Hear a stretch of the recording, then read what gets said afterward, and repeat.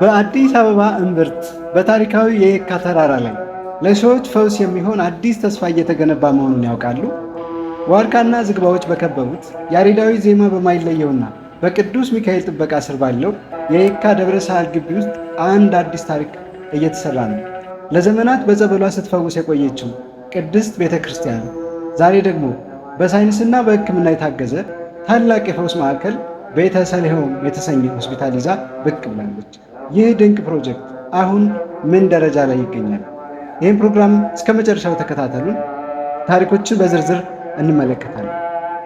ሰላም ጤና ይስጥልኝ የቻናላችሁ ቤተሰቦች፣ ዛሬ የምንገኘው በአዲስ አበባ እምብርት ነገር ግን ከከተማ ጩኸትና ግርግር ወጣ ብላ በምትገኘውና ታሪካዊ በሆነችው የየካ ደብረ ሳህል ቅዱስ ሚካኤል ቤተክርስቲያን ቅጥር ግቢ ውስጥ ነው። ይህች ስፍራ ለአዲስ አበባ ነዋሪዎች ተራ የጸሎት ቦታ ብቻ አይደለችም። የብዙዎች የልብ ትርታ፣ የጭንቅ ማረፊያና ለዘመናት የዘለቀ መንፈሳዊ ተስፋ የሚቀዳባት ቅድስት ስፍራ ናት። የየካ ሚካኤል ደጅ የረገጠ ሰው የሚሰማው ሰላም የተለየ ነው። በተለይ በየዓመቱ ጥር፣ ሰኔና ህዳር 12 የሚከበረውን የቅዱስ ሚካኤል ዓመታዊና የንግስ በዓል እንዲሁም ደማቁ የጥምቀት በዓል ሲደርስ በአካባቢው በርካታ ምዕመናን፣ የሰንበት ትምህርት ቤት ወጣቶች እንዲሁም ሌሎችም ከሩቅም ከቅርብም የተሰባሰቡ ምዕመናን በተገኙበት በደማቅ ሁኔታ ወደ ተራራው ይከትማሉ። ከጥንታዊቷ ቤተክርስቲያን መንፈሳዊ ጸጋና በረከትን ለማግኘት በስፋት ወደ የካ ይጎርፋሉ። የዚህች ቤተክርስቲያን መልክዓ ምድራዊ አቀማመጥ እጅግ ማራኪ ነው። በውስጧ የታቀፈችው ዕድሜ ጠገብ ዛፎች ለስፍራው ልዩ ግርማ ሰጥተውታል። እነዚህ ዛፎች ግዙፍ ዋርካዎች፣ ጥዶች፣ ዝግባዎች፣ ዋንዛዎችና ወይራዎች ዝም ያሉ የታሪክ ምስክሮች ናቸው። በዛፎቹ መካከል በርካታ ዛፎች ከመኖራቸው የተነሳ ጥቅጥቅ ያለ ደንና ዛፎች በመኖራቸው የተነሳ ንጹህ አየርና የወፎች ዝማሬ በዚሁ የመጣን ሰው ከከተማው ጩኸትና ግርግር ነጥሎ ወደ ሌላ ዓለም ይወስደዋል። የየካ ደብረ ሳህል የታሪክ ማህደር ብቻ ሳትሆን የጥበብ መፍለቂያም ናት። በቅጥር ግቢው ውስጥ ጥንታዊ የአብነት ትምህርት ቤት ወይም የአብነት ተማሪዎችን ሲርመሰመሱ ይመለከታል። የአብነት ትምህርቱ ሳይቆራረጥ ለትውልድ ይተላለፋል። የሰንበት ትምህርት ቤት ወጣቶች በያሬዳዊ ዜማና በበገና ድርደራ ሲቃኙ ማየት የቤተ ክርስቲያኗን ሕያውነት ያሳያል። እዚህ እውቀት ከእምነት ጥበብ ከመንፈሳዊነት ጋር ተዋህዶ ይኖራል። ከቤተ ክርስቲያኗ በስተግርጌ ጥቂት ራቅ ብሎ የሚገኘው አንድ ድንቅ ስፍራ ነው።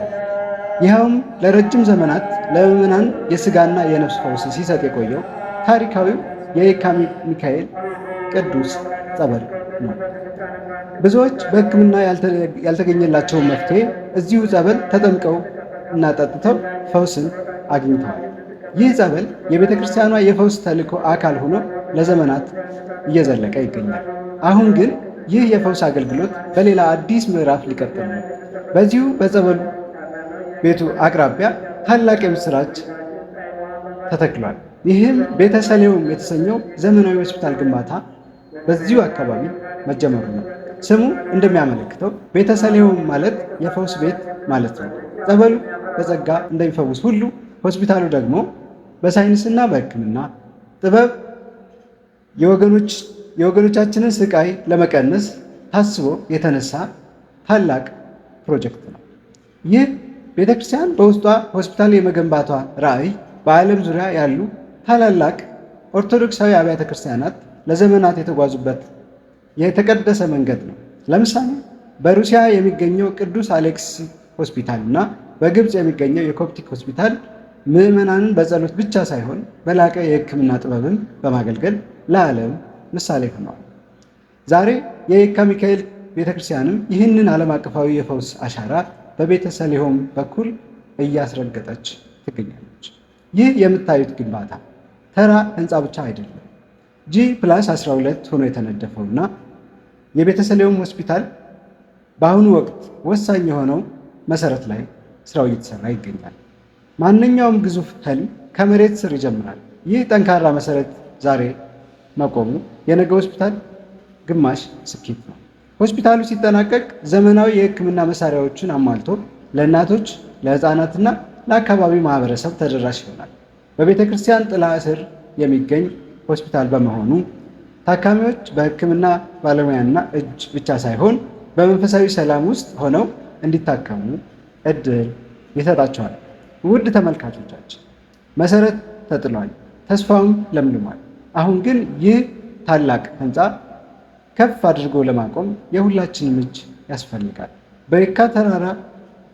በየካ ደብረ ሳህል ተራራ ላይ የሚገነባው ይህ የቤተሰሊዮም ሆስፒታል የኔም የእናንተም ነው። ዛሬ የምናበረክታት አንድ ጡብ ነገ የአንድን ወንድም ወይም የአንድን እህት ህይወት ልትታደግ ትችላለች። እግዚአብሔር ቤትን ካልሰራ ሰሪዎችን በከንቱ ይደክማሉ እንዲል መዝሙረኛው ዳዊት የታሪክ ምስክር ብቻ ሳንሆን ታሪክ ሰሪዎችን መሆን ይጠበቅብናል። ስለተከታተላችሁኝ ከልብ አመሰግናለሁ።